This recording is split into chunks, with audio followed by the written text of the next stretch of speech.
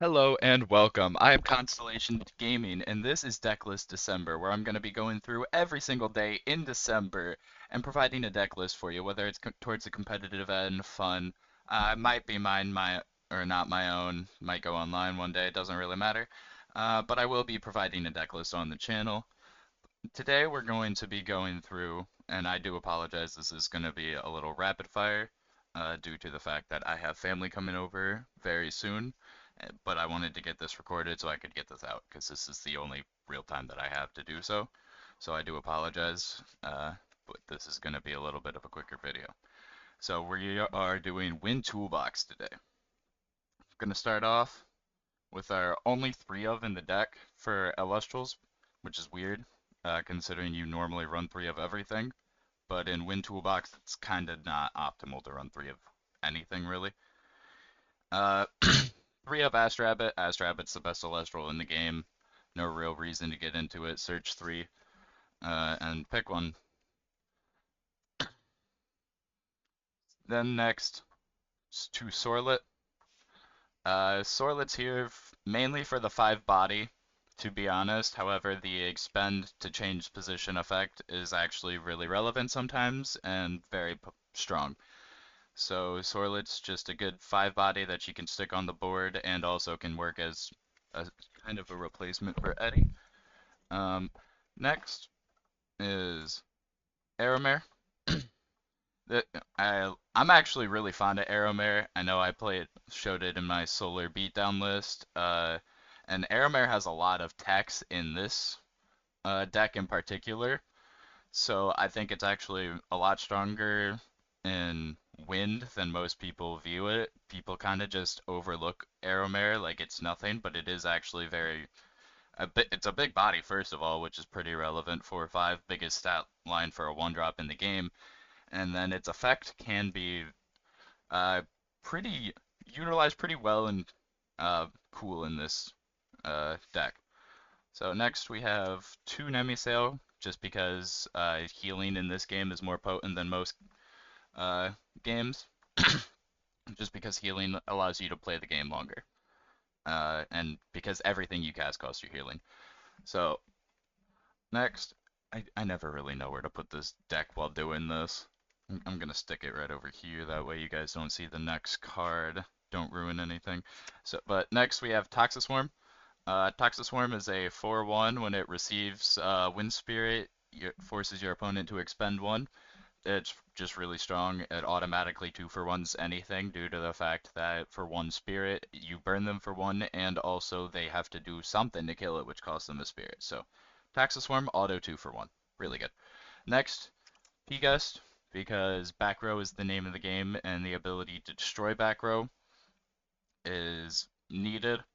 Even though it's not that big of a body, setting it in defense and just popping back row over a few turns is really all Pigas needs to do. It's not there to beat over anything, uh, which is why I think it's a lot more balanced than Equal Links ever was.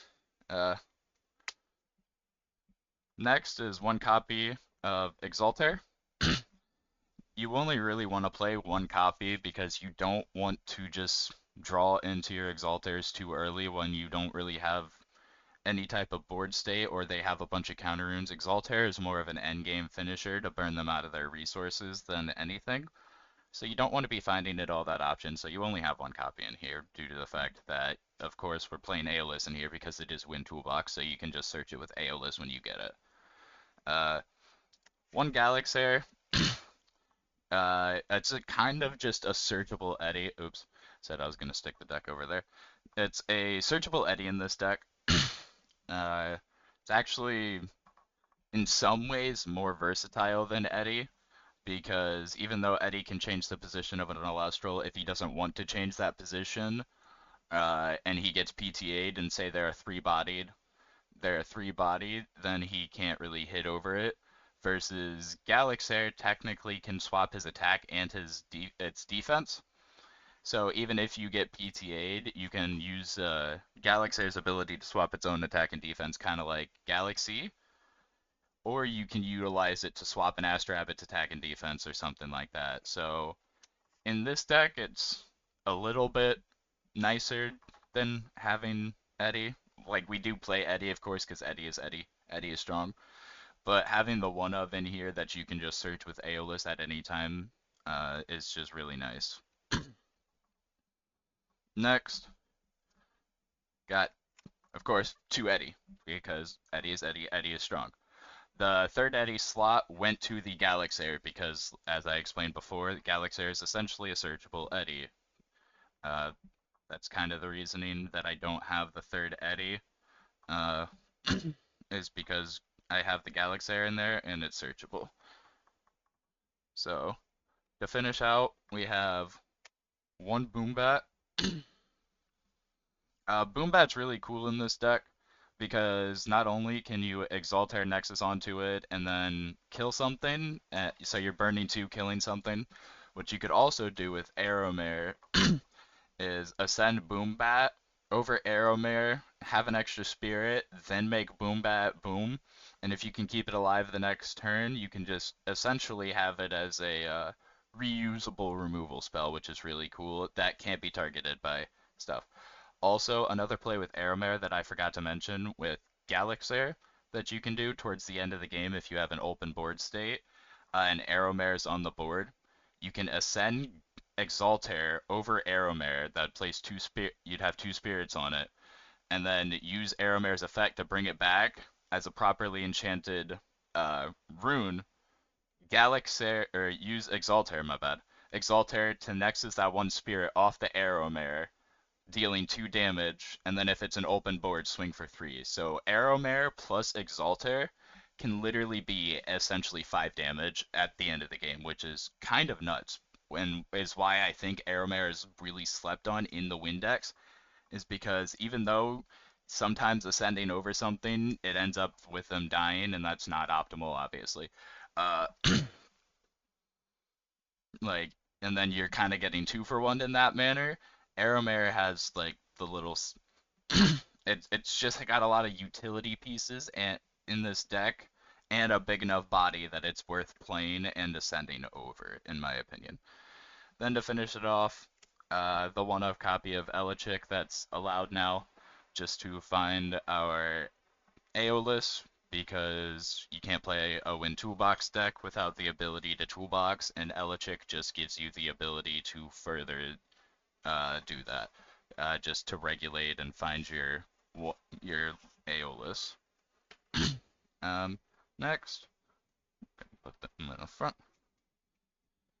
We've got our two of Aeolus because we're playing, like I said, we're playing the Wind Toolbox deck, and you can't Toolbox without Toolbox. Aeolus says you can disenchant 2 from it to search for a Wind. So that's why we're playing a little less Wind 1-drops, or yeah, you can search for a Wind 1-drop Celestial. So that's why we're playing less 1-drops than we normally, like we're playing the same amount of 1-drops, but we're playing like less 3-ofs and more 2s and 1s. So next is Zeus, because Zeus is extremely powerful, and if you noticed, a lot of our bodies don't have that much attack, with the exception of the Sorlet and kind of Aeromare and Toxisworm. They have a little bit of a body, but they're not really too big of attack-wise. Uh, Zeus can help them get over that barrier. Next we have 2 Alter, because Alter's just really strong in this deck to keep stuff safe, and you also have 2 separate receive targets in. Oh, and sorry, my phone went off. And you have 2 separate receive targets in the Nemi Sail and in Toxiswarm, so that's why that's good. Family's calling, so I'm gonna have to really speed through this real quick. So apologies for that. PTA just removes everything that gets played while it's out. Really good. Removal is necessary in the game. Cryoblast is strong. It can get rid of pretty much anything with 2 defense that's not frost enchanted. With Zeus, anything that's 5 defense. Next, we got 1 of Laurels, 1 of Earthquake, due to the fact that you just need them. You need removal. Removal is the name of the game. And since your guys aren't always that big, you need just your maximum amount of removal possible in order to stay in the game. 3 Ambrosia, because like I've said, My bad. I'm playing 3 altar. I don't know how that snuck in the back there. Just snuck out of order. I thought I was playing 3. It kind of felt weird when I saw the 2. Anyways, Ambrosia gives you the ability to heal, and like I said before, with the Nemesail, healing gives you the ability to stay in the game and play the game longer because everything takes your life. 2 Tsunami because Tsunami is just essentially fog from magic, nullifies a complete battle phase unless they're water enchanted, which in that case you just side them right out. And then to finish it off, 3 Gorgon's Gaze, because Gorgon's Gaze is simply the best counter rune in the entire game. It says no to literally everything. Uh, like I said, I do apologize for kind of speed running this deck a little bit, or this deck list, but I do need to get this done very quick. So for the sideboard, 3 Galaxy, mainly if they play their teams the other opponent is playing Galaxy. Sorry, I couldn't speak there. I was trying to speak too fast. It's just kind of swap it in if they're playing Galaxy. Eddie, if I feel like we need more position change, uh, and if I feel as though the Galaxy isn't working out as well as I thought, I could always just swap out Eddie in that 3rd slot. 2 shield for the big guy strategies, and to protect your guys possibly for just one more turn to ascend over it. One more boom bat in case I need more removal. Uh, yeah, that's kind of all there is to say about it. I told you all the text with it. Very small Argo package here with Argo and Necklace of Harmonia. The main reason is because Necklace, even if you draw into it separately, can serve as a Nexus bank for Exalter, and also people are just going to be willy-nilly attacking into your stuff. If you don't show Argo game 1, you're going to get somebody with it. It's guaranteed pretty much. Uh, what am I doing? Uh, 1 Tsunami in the sideboard. I don't know why I had the 2 in there. That must have slipped in there without me noticing. But 1 Tsunami in the sideboard, just in case they're not on water and you need the 3rd. 2 Cockadoodle. This is actually really interesting. I like it against any of the Nexus decks because you can permanently shut off their Nexuser. Or if they're playing Galaxy, you can drop this dude and you can just shut off their Galaxy, and it's guaranteed to get at least 2 counter runes if they don't want to lose their Galaxy because they have to Gorgon's Gaze it and they have to PTA. Then Island of Aeolia, just in case I need another uh, Nexus bank, and also if my guys are just a little bit smaller, it can possibly help me get over and win combat sometimes. Now we have the Spirit deck. We have 3 Leviathan. We only really need the 2 in the main deck, but the 3rd is just in case we side into some of the water. 2 Earth for the Earthquake. 4 Thunder for all of our Thunder that's in here normally, and then the 1 extra Boom Bat that's in the sideboard. And that's actually what is supposed to be in place of the Tsunami. I don't know how that got there instead of the Tsunami, but 3rd Boom Bat is supposed to... Let me double check. Yeah, I have 1 in the main, 2 in the side. So yeah, if the 3rd Boom Bat is supposed to be in the side. So playing 4 just in case we want to side those in. The 1 Flare Mine for the 2 Cryoblast, all you really need. And then we have 1, 2, 3, 4, 5, 6, 7, 8, 9, 10 Wind Spirits to wrap up the Spirit package, and that'll be all. So this is a really interesting deck that has a lot of cool lines of play. If you want to see more, like, subscribe, and I will see you tomorrow for another deck list. Have a good day.